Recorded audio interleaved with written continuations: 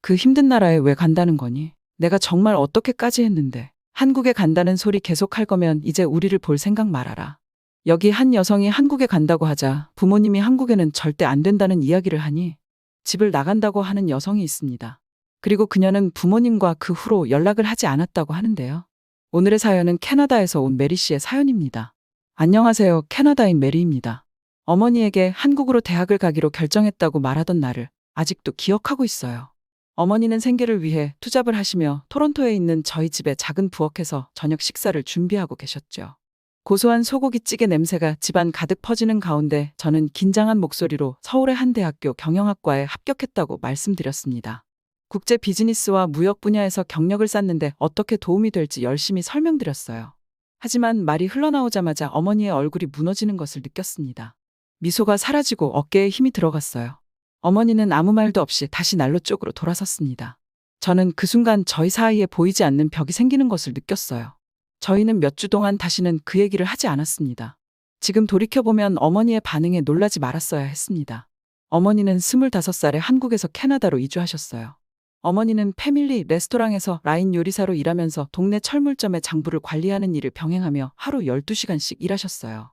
고된 노동이었지만 그 덕분에 어머니는 저와 두 언니에게 어렸을 때 누리지 못했던 안정된 중산층 생활을 제공할 수 있었습니다. 아버지는 제가 기억하기에는 너무 어렸을 때 떠나셨어요. 어머니는 아버지가 어느 날 떠났다 고만 말씀하시며 그 이상 말씀을 하지 않으셨죠. 그래서 제가 기억할 수 있는 한 저희 가족은 단 넷뿐이었죠. 저의 언니들은 저보다 나이가 많았는데 맨 위의 언니는 19살, 둘째 언니는 13살이었어요. 저희 자매는 각자 방과 후 아르바이트를 하며 집안 살림에 돈을 보탰어요. 겉으로 보기에 저희는 캐나다의 꿈을 이루기 위해 함께 노력하는 모범적인 이민자 가족처럼 보였을 거예요. 하지만 방 3개짜리 조촐한 집 안에서는 엄마와 언니들 사이에 긴장이 고조되곤 했어요. 저희는 제가 어렸을 때 토론토로 이민을 왔어요. 어머니는 어린 두 자녀와 불안정한 영어 실력만을 가지고 오셨어요. 그리고 가족의 지원도 받지 못했죠. 어머니는 자매들이 좋은 대학에 갈 수 있도록 끊임없이 공부를 열심히 하라고 강요하셨습니다. 더 나은 삶을 살 수 있는 유일한 방법이라고 하셨죠. 하지만 성적표가 나올 때마다 언니들의 성적이 충분하지 않다는 이유로 다툼이 벌어지곤 했죠. 언니들은 집에서 싸우지 않기 위해 늦게 귀가하기 시작했습니다. 친구들이 저희 어머니가 실제 나이보다 10년은 더 늙어 보인다고 말할 정도로 어머니는 해마다 점점 더 지쳐갔습니다. 눈에서 불꽃이 사라지고 항상 일하거나 자고 있는 것처럼만 보였어요. 제가 아주 어렸을 때 서울에 계신 할머니를 자주 찾아뵈곤 했어요. 할머니가 주셨던 알록달록한 장난감과 뒷마당 나무에서 따먹던 달콤한 귤에 대한 기억이 좋았습니다. 하지만 어머니가 일 때문에 바빠지면서 한국으로의 여행은 중단되었어요. 그러다 제가 8살 때 할머니가 갑작스럽게 돌아가셨습니다. 엄마는 몇 달 동안 우울증에 걸리셨어요. 그 후로 한국에 대한 이야기를 전혀 하지 않으셨습니다. 한국에 대한 언급만 있어도 어머니에게 그림자가 드리워지는 것 같았죠. 어머니는 더 열심히 일에 매달렸고 야근과 휴일 근무를 마다하지 않으셨어요. 그래서 제가 소고기찌개를 먹으며 6,000마일 떨어진 한국으로 이사 가겠다고 발표했을 때 어머니보다 더 큰 충격을 받은 사람은 없었어요. 어머니에게 한국은 슬픔과 가난, 고된 노동을 상징하는 곳이었습니다. 어머니는 딸이 캐나다에서 가족들과 함께 편안하고 안락한 삶을 살기를 바랐을 뿐입니다. 하지만 저는 어머니의 오랜 희생과 노력을 거부하고 있었어요. 어머니가 저를 위해 힘들게 일궈놓은 미래를 사는 대신 거꾸로 가는 것을 선택하고 있었죠. 그 후 몇 주 동안 어머니는 저를 말리려고 하셨어요. 하지만 제가 이미 결정을 굳혔다는 것을 깨닫자 그녀는 감정적으로 물러섰습니다. 한때 따뜻하고 사랑스러웠던 저희의 관계는 얼음장처럼 차갑게 변했습니다. 제가 대학으로 떠나기까지 몇 달 동안은 식사 자리는 정중한 대화와 어색한 침묵으로 가득 찬 긴장된 시간이었습니다. 그럼에도 어머니는 겨울옷 쇼핑을 도와주시고 모아둔 용돈을 저에게 주시는 등 적극적으로 나서주셨어요. 하지만 제가 떠날 준비에 대해 이야기할 때마다 어머니의 눈에서 깊은 슬픔을 읽을 수 있었습니다. 비행 전날 밤, 저희는 서로 마주 앉아 차가운 테이크아웃 음식을 골라 먹었습니다. 저희 사이에는 하지 못한 말이 너무 많았어요. 18살의 저는 어머니의 고통과 배신감의 깊이를 완전히 이해하지 못했습니다. 저는 해외에서의 미래에 너무 들떠 있었기 때문에 제 선택이 저희에게 어떤 영향을 미칠지 생각하지 못했어요. 저희는 공항에서 보안 검색대를 통과하기 전에 짧고 포옹을 주고받았습니다. 마지막으로 뒤를 돌아보았을 때 저는 어머니가 눈물을 흘리지 않고 반짝이는 눈으로 굳게 서 있는 모습을 보았습니다. 그 모습은 새 집으로 가는 14시간의 여정 내내 제 머릿속에 선명하게 남아있었어요. 저는 과연 어머니와 저희 관계가 치유될 수 있을지 확신할 수 없었습니다. 비행기에서 내려 반짝이는 서울의 인천공항에 내리자 마치 오즈에 착륙한 도로시가 된 기분이었습니다. 토론토에 비해 모든 것이 세련되고 효율적이며 미래적으로 보였어요. 화려한 복도를 지나 수화물 찾는 곳으로 향하면서 어머니에게 무사히 도착했다는 메시지를 보냈습니다. 답장이 오기를 바랐지만 문자에는 전송됨이라고만 표시되어 있었습니다. 대학에서 1학년 동안 호스트 가정에서 지낼 수 있도록 주선해 주었습니다. 호스트 가족은 캠퍼스에서 차로 15분 정도 떨어진 통풍이 잘 되는 고층 아파트에 살고 있었어요. 호스트 가족은 모두 금융업에 종사했고 아들 준이는 저와 동갑이었습니다. 저는 대화 내용의 5% 정도만 알아들을 수 있었지만 호스트 가족은 첫날 밤에 맛있는 한국식 바비큐 저녁 식사를 준비하며 저를 따뜻하게 맞이해 주었습니다. 그 후 며칠 동안 주는 저를 도와 지역 안내를 해주고 부모님을 위해 통역을 해주었어요. 그는 자신의 가족이 한국 기준으로 중상류층이라고 설명했습니다. 그의 아버지는 가난한 농촌 마을을 떠나 증권회사 임원이 되기까지 열심히 노력했다고 했어요. 저는 그의 이야기가 제 어머니의 배경과 비슷하게 들렸고 두 사람 모두 넉넉지 않은 환경에서 자랐지만 투지와 근성으로 경제적 안정을 이뤘다는 사실에 충격을 받았습니다. 이 생각을 준에게 전하자 그는 의아한 표정을 지었습니다. 그에게 캐나다는 넓은 집과 자동차로 가득한 천국 같은 풍요로움의 대명사였기 때문이죠. 그는 여전히 많은 이민자들이 생계를 유지하기 위해 힘든 일을 하며 고군분투하고 있다는 사실에 놀랐어요. 어머니의 낡은 경험에만 의존해 한국과 그곳의 기회를 잘못 판단한 것은 아닌지 저는 의문이 들었습니다. 첫 학기 동안 저는 매일 어학 앱을 사용하고 TV 프로그램을 보며 열심히 한국어를 공부했습니다. 결국 저는 호스트 가족과 저희 생활에 대해 진지하게 대화할 수 있을 정도로 한국어를 잘하게 되었어요. 어느 날 밤 추수감사절 스타일의 칠면조 저녁 식사를 하면서 저는 호스트 부부에게 캐나다에서의 이민자 생활에 대해 잘 알고 있는지 물었습니다. 그들은 전반적으로 영어와 공교육이 잘 되어 있기 때문에 캐나다가 이민자들에게 더 쉬운 곳이라고 생각한다고 사려 깊게 대답했습니다. 1990년대에 캐나다로 이민 온 어머니의 어린 시절을 떠올리게 되었습니다. 당시 토론토 교회에는 영어 학습센터와 다문화 커뮤니티 그룹이 널리 퍼져 있지 않았기 때문이죠. 언어 장벽은 일자리나 주택을 구할 때 차별을 받을 가능성이 높다는 것을 의미했어요. 그녀는 의지할 대가족 없이 처음부터 모든 것을 혼자서 구축해야 했습니다. 게다가 한국처럼 가부장적인 문화권에서 20대 중반에 갑자기 싱글맘이 된다는 것은 두려운 일이었을 것입니다. 저희가 캐나다에서 기회를 가질 수 있도록 많은 것을 희생하셨지만 어머니는 초창기에는 외로움과 경제적 스트레스로 끔찍한 시련을 견뎌내셨을 거라는 걸 깨달았습니다. 어머니는 아이들과 좋은 삶을 살겠다는 결심뿐이었죠. 그래서 어머니는 한국 얘기만 나오면 그 힘든 나라라고 말씀하셨어요. 어릴 적 무지했던 저는 아이 둘을 데리고 멀리 떨어진 타국에서 새로운 삶을 시작한 어머니가 무엇을 극복했을지 상상도 하지 못했습니다. 매일의 고된 생활은 수년 동안 그녀를 육체적으로나 정서적으로 지치게 만들었습니다. 그것이 제가 해외 이주를 준비하면서 어머니와 다투고 자매들과 성적 문제로 다투고 최근 어머니의 눈빛이 우울해진 이유였을 거라는 생각이 들었어요. 저는 처음으로 어머니가 저희 가족의 유일한 부양자로서 짊어지고 계셨던 무거운 짐을 이해하기 시작했습니다. 그리고 캐나다를 떠나 한국으로 가기로 한 저의 결정이 어머니의 마음속에는 그 의무를 포기하는 것으로 느껴졌겠지요. 서울에서 대학생 생활에 적응하면서 몇 년이 빠르게 지나갔습니다. 전 세계 각지에서 온 친구들을 사귀고 도시의 에너지에 완전히 매료되었어요. 홍대의 화려한 불빛, 북적이는 동대문 시장, 산속에 자리 잡은 고즈넉한 사찰 등 토론토의 한적한 교회에서는 느낄 수 없었던 매력에 푹 빠졌죠. 영화와 책, 매일 몇 시간씩 드라마를 보면서 한국어 실력도 향상되었습니다. 약 1년 반이 지나자 은행 업무, 병원 진료, 면접 등의 상황을 통역 없이도 편안하게 헤쳐나갈 수 있게 되었어요. 한국 문화에 대한 저희 사랑이 커지면서 어머니와의 거리도 더욱더 멀어졌습니다. 한 달에 한 번 정도 짧게 통화했지만 긴 침묵이 계속되었어요. 어머니는 여전히 캐나다에 있는 2개의 직장에서 일하면서 제 수업과 서울 생활에 대해 최소한의 안부만 물으셨죠. 제가 한국에 머무는 것을 토론토로 돌아가기 전에 모험적인 단계로만 여긴다는 느낌을 받았어요. 하지만 제 입장에서는 진정한 제 집을 찾은 것 같았어요.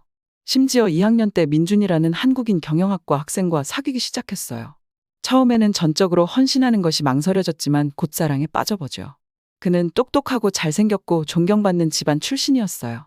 저희는 한강을 거닐며 결혼해서 아이를 낳고 서울에 오래 정착하는 꿈을 그리며 밤을 새우곤 했습니다. 민준이 소식을 전하기 위해 어머니에게 전화를 걸었을 때 어머니의 말투는 딱딱하고 조심스러웠어요. 어머니는 여전히 제가 졸업 후 귀국해서 저희 동네 교회에 다니는 멋진 한국계 캐나다 남학생과 결혼하길 바라셨던 것 같아요. 그녀는 제가 캐나다로 돌아오기 위해서는 한국인과 결혼하는 것이 어려울 것이라고 경고했습니다. 저는 지금 이곳에서 미래를 계획하고 있다고 설명하려고 했지만 제 말이 어머니에게 깊은 상처를 주었다는 것을 알 수 있었어요. 그 후로 매주 안부 전화는 한 달에 한 번 이하로 줄었습니다. 그래서 제가 대학 졸업식에 어머니를 서울로 초대했을 때 어머니가 흔쾌히 동의해 주셔서 깜짝 놀랐어요. 25년 전 한국을 떠난 후 처음으로 한국에 발을 내딛는다는 것을 알고 있었기 때문입니다. 한편으로는 어머니가 흔쾌히 허락해 주셔서 기뻤지만 다른 한편으로는 한국 문화가 어머니의 기억에 미치지 못한다는 비판적인 시선과 지적을 받을까봐 두려웠습니다. 저는 호스트 가족에게 어머니가 좀 더 편안하게 지내실 수 있도록 함께 묵을 수 있는지 물어봤어요. 그들은 흔쾌히 방을 준비해 주시고 냉장고에 맛있는 과일과 간식을 채워주셨습니다. 경영학과 수석 졸업의 기쁨도 잠시, 어머니를 모시러 인천공항으로 향하는 발걸음은 무척이나 떨렸습니다. 택시 뒷좌석에 앉아 원피스를 다듬으며 몇 년 전 토론토 공항에서 얼마나 끔찍한 일을 겪었는지 기억이 떠올랐습니다. 한국 일자리에 지원하지 말라고 핀잔을 주거나 잔소리를 할까? 아니면 그냥 한국을 무시하고 아시아 다른 나라로 휴가를 가자고 할지도 몰라요. 입국장 게이트 근처에 서서 사람들이 걸어 나오는 모습을 바라보며 가슴이 두근거렸습니다. 그때 제 눈에 들어온 어머니는 제 기억보다 훨씬 늙고 피곤해 보였습니다. 오랜 육체 노동으로 인해 자세가 구부정해지고 얼굴에 주름이 더 많이 생기셨어요. 하지만 신나게 손을 흔드는 저를 발견하셨을 때 피곤한 기색은 온데간데 없고 눈빛이 밝아지셨습니다. 저희는 꼭 껴안았고 저희 사이에 모든 긴장된 역사가 녹아내리는 듯한 느낌을 받았습니다. 너무 보고 싶었어, 내 딸. 어머니는 한참 동안 포옹을 놓지 않고 속삭였습니다. 어머니의 목소리에 담긴 진심에 저도 모르게 눈시울이 뜨거워졌습니다. 어쩌면 이번 여행이 결국 이해의 계기가 될 수도 있겠다는 생각이 들었죠. 처음 어머니가 한국에 왔을 때는 대화를 나눴을 때 여전히 한국에 대한 부정적인 시선들로 인해 힘들었던 건 사실입니다. 하지만 조금씩 어머니의 생각이 한국에 대해 긍정적으로 바뀌기 시작하는 것을 볼 수 있었어요. 함께한 첫날, 저희는 바다를 보기 위해 초현대식 KTX 고속열차를 타고 부산으로 향했습니다. 25년 전만 해도 택시와 버스조차 드물었던 시절이라 어머니는 이렇게 빠르고 편안한 교통수단이 있다는 사실을 믿지 못하셨어요. 해안 도시를 걸으며 거리 공연과 노점상을 구경하는 동안 어머니는 캐나다를 조금 닮았다. 개방적이고 창의적인 모습이네. 라고 말씀하셨습니다. 다른 사람이 들었을 때는 어설픈 칭찬처럼 들렸을지 모르지만 금육주의자인 제 어머니에게는 엄청난 칭찬이라는 것을 알았습니다. 매콤한 해산물 국수 한 그릇을 꿀꺽 삼키자 어머니의 얼굴이 그 진한 맛에 환하게 밝아졌습니다. 그때 어머니의 한국에 대한 기억에 드리워진 그림자 중 일부는 영양가 있는 음식이 부족했던 가난에서 비롯되었다는 것을 깨달았습니다.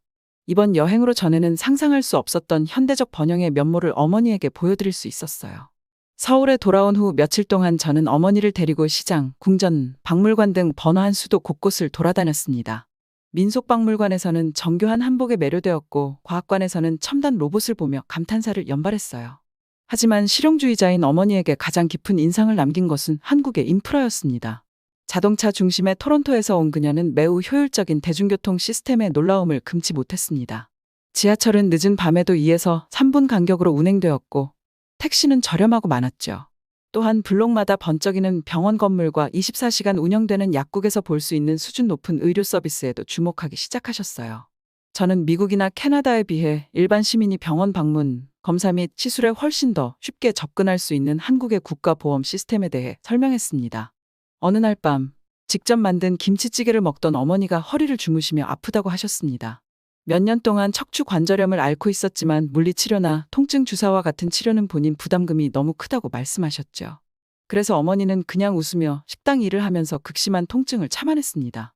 가끔은 50살의 몸에 갇힌 할머니가 된 기분이야. 라고 어머니는 한숨을 쉬었습니다.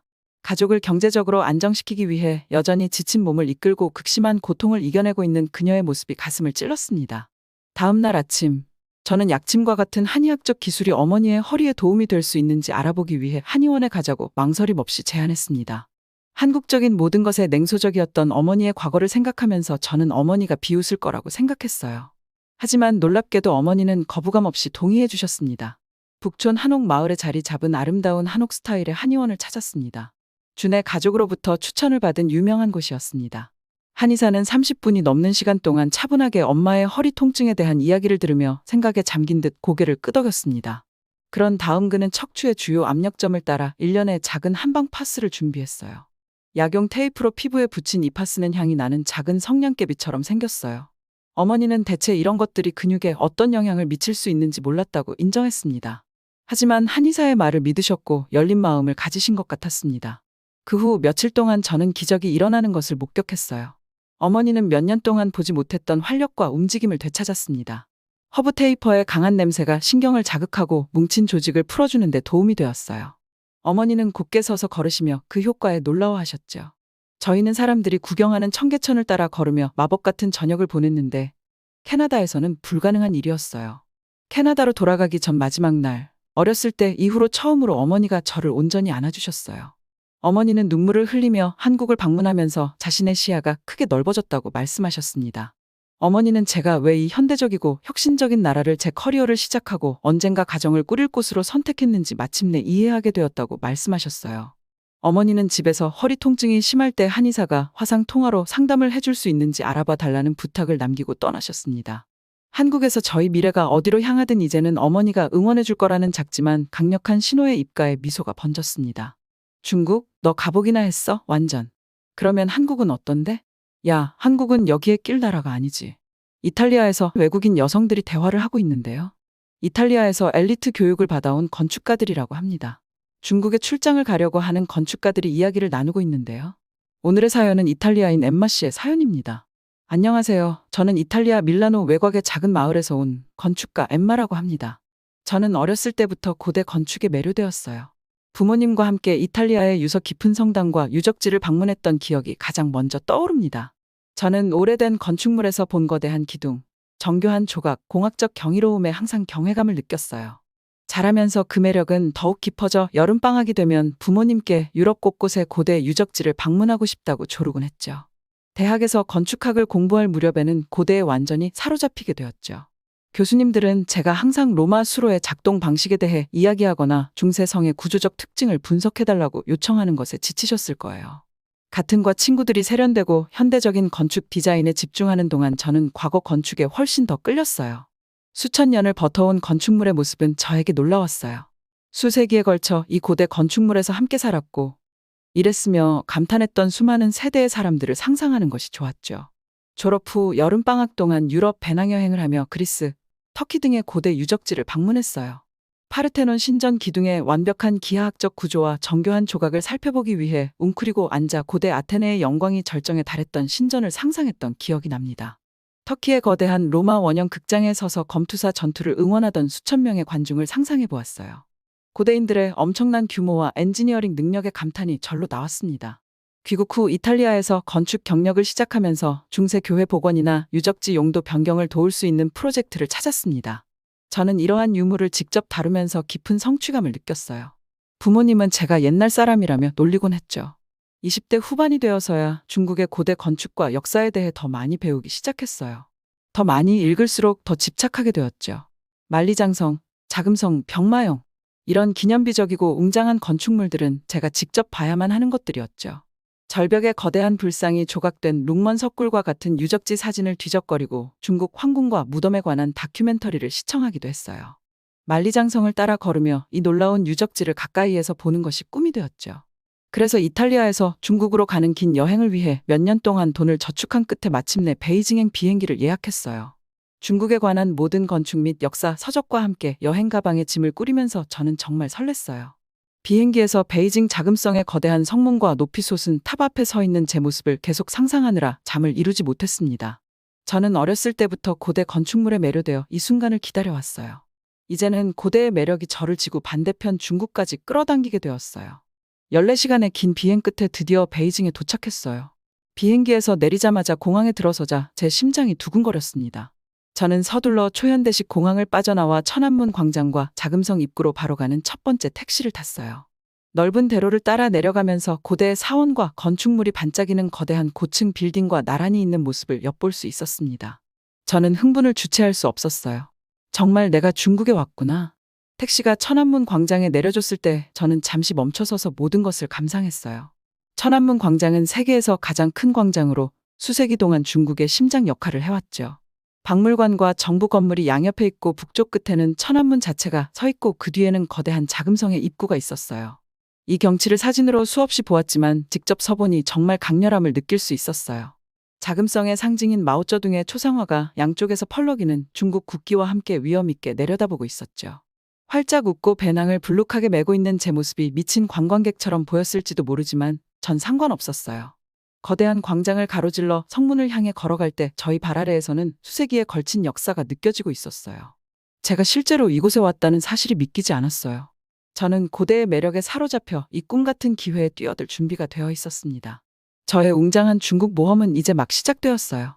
중국에서 가장 유명한 고대 유적지를 탐험하며 신나게 첫 몇 주를 보낸 후 저는 상하이에서 새로운 직장과 생활에 적응하는 데 집중할 때가 되었다고 생각했습니다. 한 개발업체에서 상하이의 고급 아파트와 리테일 단지를 설계하는 일을 도와달라고 저를 채용했습니다. 저는 새로운 일을 시작하고 싶은 마음이 간절죠. 첫날 저는 상하이의 엄청난 규모와 건물에 깜짝 놀랐습니다.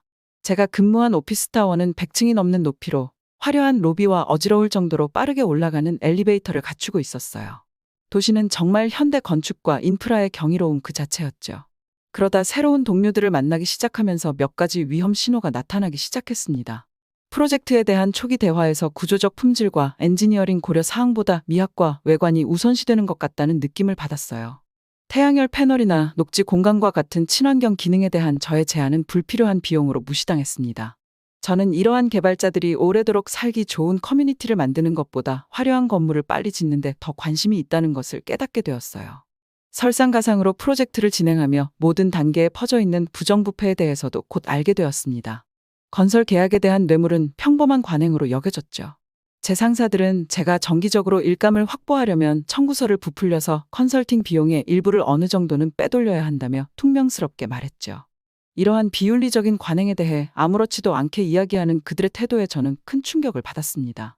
처음 몇 달 동안 상하이 생활에 계속 적응해 나가면서 상하이의 초창기 환상도 사라지기 시작했어요. 번쩍이는 타워의 외관 뒤에서 저는 놀라운 불평등과 빈곤을 목격했어요. 고급 쇼핑몰에서 불과 몇 블록 떨어진 곳에는 더러운 골목을 따라 늘어선 작은 양철 판잣집에 온 가족이 옹기종기 모여 살고 있었습니다. 노인들은 쓰레기통을 뒤져 음식물 찌꺼기를 찾고 있었고 세련된 젊은 전문직 종사자들은 10달러짜리 커피를 들고 걸음을 재촉하고 있었죠. 하지만 무엇보다도 가장 우울한 것은 길거리에서 구걸하는 굶주리고 너덜너덜해진 아이들의 모습이었어요. 4~5살 정도로 어려 보이는 아이들은 콧물을 흘리며 지나가는 사람이 주는 동전을 간절히 원하고 있었습니다. 사방이 부유함에도 불구하고 스스로를 돌보기에는 너무 어린 아이들이 고아가 되고 노숙자가 된 모습을 보니 가슴이 아팠어요. 제가 설계를 돕던 반짝이는 새 고층 건물들이 갑자기 공허하고 영혼이 없는 것처럼 느껴졌죠. 회의 때문에 자주 들르던 건설 현장 중 한 곳 아래에 있는 낡은 이주자 학교를 발견했을 때는 제 인생의 최저점이었어요.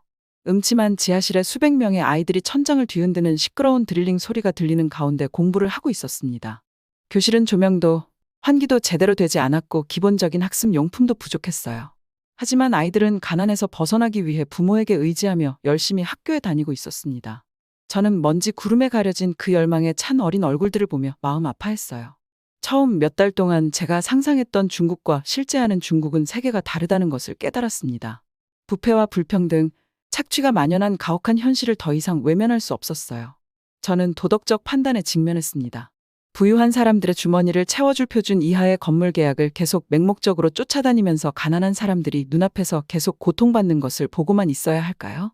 더 이상 참을 수 없었어요. 중국의 매혹적인 고대의 역사가 저를 이곳으로 이끌었지만 오늘날의 현실은 저를 거부하게 만들었습니다. 저는 상하이와 직장을 뒤로하고 다시 건축을 윤리적으로 실천할 수 있는 곳을 찾아 떠나는 어려운 결정을 내렸어요. 저 스스로 혹독한 각성이 필요한 때였습니다. 상하이에서 건축 일을 그만둔 후 저는 더 청렴한 곳에서 경력을 다시 시작하기로 결심했어요. 저는 혁신과 기술이 양심적인 계획과 건축 원칙과 조화를 이루는 나라를 찾고 싶었습니다. 다음 행보에 대한 옵션을 조사하던 중 한국이 계속 눈에 들어왔습니다.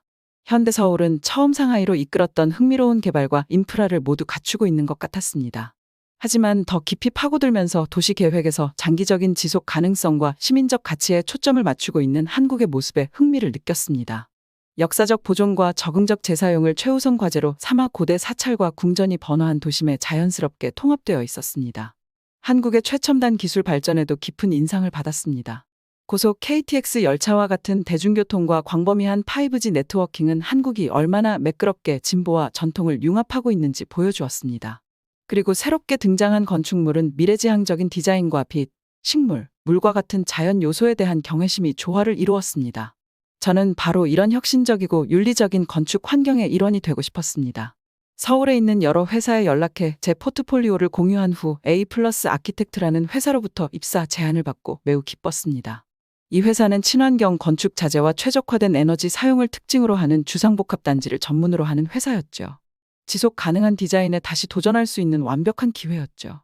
서울에 도착하자마자 저는 도시의 청결함과 효율성에 깊은 인상을 받았습니다. 가로수가 늘어선 보도는 흠잡을 데 없이 관리되고 있었고 직원들이 하루 종일 나뭇가지를 가지치기 하고 화분에 물을 주고 있었습니다. 지하철 승강장도 청결한 느낌이 들었고 청소팀이 공공장소를 지속적으로 청소하고 소독했습니다. 상하이와 비교했을 때 공공장소에 대한 시민의 의무감과 자부심이 느껴졌습니다. 또한 중국 거리에서 부족했던 친절과 정직함도 엿보였습니다. 첫 주에 새 사무실 근처의 구불구불한 골목을 헤매다가 길을 잃었을 때 현지 상점 주인들은 계산을 거부한 채 인내심을 갖고 길을 찾아주었습니다. 그리고 번화한 남대문 시장에서 실수로 물건 값을 과다 지불했지만 상인은 저를 쫓아가 거스름돈을 돌려주며 고맙다는 인사를 건넸습니다. 새 직장에 적응하면서 저는 한국 동료들의 윤리와 우선순위에 깊은 인상을 받았습니다.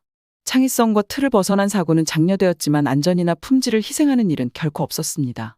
비용 절감이나 비윤리적인 관행에 대한 이야기는 전혀 없었습니다. 친환경 기능과 적응형 재사용에 대한 제 아이디어가 받아들여졌습니다. 마침내 저는 다시 한번 온전한 건축을 할 수 있다고 느꼈습니다. 직장을 넘어 한국의 문화적 가치와 사회 구조는 저에게 새로운 희망을 주었습니다.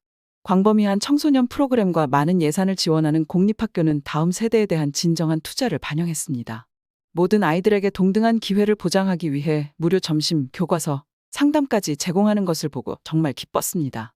상하이의 건설 현장 아래에서 보았던 방치된 이주민 학교와는 너무나 대조적이었습니다. 어느 날 퇴근 후 북한산 국립공원에서 하이킹을 하던 중 한국의 문화와 역사를 기념하는 야외 축제를 발견했습니다. 전통 한복을 입은 아이들이 민속 음악에 맞춰 춤을 추고 부모들은 박수를 치고 있었습니다. 근처 파빌리온에서는 장인들이 고대 관습에 뿌리를 두고 있지만 현대 생활에 맞게 변형한 서예와 수공예품을 전시하고 있었습니다. 이 공연을 보면서 저는 한국의 보기 드문 전통과 진보의 조화가 생생하게 느껴졌습니다. 몇 주가 지나면서 저는 직업적으로나 개인적으로나 새로운 보금자리를 찾았다는 것을 마음속으로 느꼈습니다. 중국에서 느꼈던 실망감에서 벗어나 더 이상 도망치지 않을 때가 왔습니다. 한국에서 저는 다시 태어났고 제 자신을 뿌리내리고 다시 긍정적인 길로 나아갈 준비가 되어 있었습니다. 한국은 윤리를 희생하지 않는 혁신, 공유된 역사에 대한 자부심, 미래 세대에 대한 투자 등 제가 글로벌 여정을 시작할 때부터 추구했던 모든 것을 상징하는 나라였습니다. 새로운 고향의 문화와 복잡한 역사, 기념물에 대해 아직 배워야 할 것이 너무나 많았습니다. 하지만 몇 달간의 표류 끝에 잃어버렸던 희망과 목적의식이 다시 한번 제 안에서 피어났습니다. 새로운 시작은 이미 결실을 맺고 있었습니다. 서울에서 몇 달이 지나면서 저는 직업적으로나 개인적으로 뿌리를 내리고 있다는 것을 느꼈습니다. A 플러스 건축사사무소에서 친환경 기술과 한국의 건축 유산에 대한 감상을 결합한 새로운 주상복합 건물에 대한 계획 초안을 작성하면서 제 업무는 계속해서 보람을 느꼈습니다. 제 동료들은 훌륭하고 원칙적인 사람들이었고 우리는 종종 점심을 먹으며 영어, 이탈리아어, 한국어를 섞어가며 이야기를 주고받으며 동료애를 키웠습니다. 업무 외에는 여가 시간을 활용해 한국의 문화와 역사, 명소를 더 많이 알아보는 데 전념했습니다. 주말에는 경복궁과 창덕궁 같은 거대한 왕궁을 돌아다니며 높이 솟은 누각과 정교하게 칠해진 대들보에 감탄하며 시간을 보냈습니다. 주변의 고층 빌딩과 아파트 단지와 조화를 이루는 모습도 놀라웠어요. 고대와 현대가 자연스럽게 공존하고 있었습니다. 전통 한옥 건축에 매료된 저는 북촌 한옥과 같은 유서 깊은 마을을 방문해 모서리를 쓸어 올린 기와지붕과 자연광이 들어오는 격자무늬 창문에 감탄했습니다. 집안에는 온돌 바닥이 있어 한국의 추운 겨울을 따뜻하게 보낼 수 있었는데 정말 기발한 고대의 난방 시스템이었어요. 여기에 배관과 조명 등 현대적인 편의시설도 함께 갖춰져 있었죠. 이러한 신구의 조화는 적응적 재사용에 중점을 둔 건축가로서 저에게 큰 영감을 주었습니다. 건축물 외에도 한국의 멋진 자연 경관과 활기찬 도시 에너지를 발견하는 것이 즐거웠습니다. 평창의 슬로프를 스노보드 타고 내려오고 제주도의 절벽을 하이킹하고 시끌벅적한 광장시장을 맛보는 등 한국은 계속해서 새로운 얼굴을 드러냈습니다. 제가 만난 사람들은 이탈리아를 떠난 후 그리워했던 방식으로 변함없이 친절하고 공동체 지향적이었습니다. 이러한 정신은 아이들에게도 이어졌습니다. 학업 성취를 중심으로 구축된 한국의 교육 시스템에서 저는 부담을 줄이고 창의성을 키우려는 노력도 보았습니다. 학교는 균형 잡힌 졸업생을 배출하기 위해 전통적인 교과목과 함께 음악, 미술, 스포츠를 강조했습니다. 학생들이 문화적 소양을 쌓을 수 있도록 박물관, 극장, 유적지 견학도 흔했습니다. 가는 곳마다 깨끗하고 시설이 잘 갖춰진 놀이터에서 세심한 부모와 조부모가 아이들의 모험에 열성적으로 참여하는 모습을 볼 수 있었습니다. 이곳에서는 어린 세대를 돌보는 것이 공동체의 최우선 과제였습니다. 중국에서 보았던 방치된 아이들과는 너무나 대조적이었습니다. 1년 가까이 서울에 살면서 저는 이제 한국이 제 진정한 고향이라는 것을 알았습니다. 하지만 이 복잡하고 역동적인 나라에 대해 알아가야 할 새로운 층위가 항상 존재했습니다. 11월의 어느 쌀쌀한 아침, 저는 살아있는 역사의 한 조각인 남북을 가르는 비무장지대를 방문하기로 결심했습니다. 지형을 가로지르는 황량한 국경을 바라보며 한국의 격동적인 과거와 희망찬 미래가 어떻게 교차하는지 생각해 보았습니다. 그날 저녁, 저는 단골 포장마차에서 아줌마에게 DMZ 여행 이야기를 꺼냈습니다. 아줌마는 전쟁 중에 가족이 뿔뿔이 흩어졌다고 말하며 근엄한 표정을 지었습니다. 김이 모락모락 나는 만두 한 그릇을 떠주면서 아줌마는 끊어진 관계가 협력과 화해를 통해 서서히 회복되고 있다고 말했습니다. 저는 할머니의 슬픔 속에서도 불굴의 한국인의 정신이 빛나는 것을 보았습니다. 이런 경험은 제가 입양한 조국에 아직도 얼마나 많은 배움과 성장이 남아있는지 일깨워 주었습니다. 한국의 복잡한 역사와 다양한 지역 문화는 저에게 평생의 발견을 보장했습니다. 쓰라린 환멸의 시간을 보낸 후 다시 태어나고 새롭게 거듭날 수 있는 이 기회가 소중하게 느껴졌습니다. 그날 밤 서울 아파트에 앉아 반짝이는 도시 풍경을 바라보며 저는 별빛 가득한 꿈을 안고 중국에 도착한 이후 얼마나 멀리 왔는지 되돌아보았습니다. 한국은 제가 영원히 잃어버릴까봐 두려워했던 삶의 목적을 되찾아 주었습니다. 이제 한국은 인류애와 혁신이 조화를 이루며 함께 번영할 수 있는 땅이었습니다. 저는 이곳에서 문화적 재탄생을 경험했습니다. 되살아난 제 정신은 미래에 어떤 장이 펼쳐지든 도전할 준비가 되어 있었습니다. 위에 다른 따뜻한 사연들도 있으니 꼭 시청해주세요. 구독과 좋아요 부탁드릴게요. 끝까지 시청해주셔서 감사합니다. 그럼 내일 또 만나요.